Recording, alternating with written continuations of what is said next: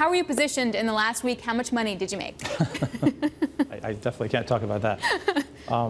You know, it's never. I've been doing this for 20 years. It's never been my job to, predict the start of a crash. Pick the top of the market, pick the bottom of the market.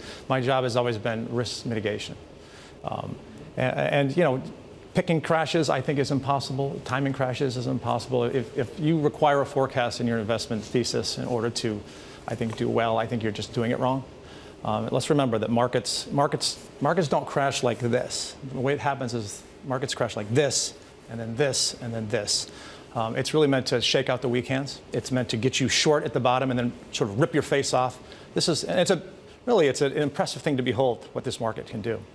So, at the end of the day, what I do is really just provide an insurance-like payoff for my clients. Well, let's look at what happened in the last few days. We have a full screen that I want to pull up for you that shows the move in the VIX, right? 20 points, that was a record. But the move in the S&P was only about 4.1%. Not the biggest drop that we've seen. In fact, one of the biggest drops, say, a 9% decline. You only saw 13 change in the VIX. What does that tell you about the market distortions? We are living in a sort of reality distortion.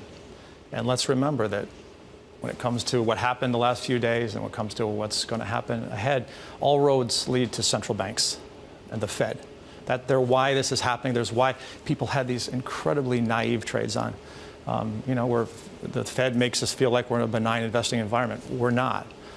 We've been here before. Let's remember the great moderation of the mid-2000s. We've seen this play out before. It's going to do the same thing again. But I don't, it's so naive that people think that they can put trades on like this short volatility trade. I firmly think that people don't really believe it. It's just in this low rate environment, we're forced to chase things, do crazy things. I think Dylan put it best. People don't do what they believe. People do what's convenient, and then they repent.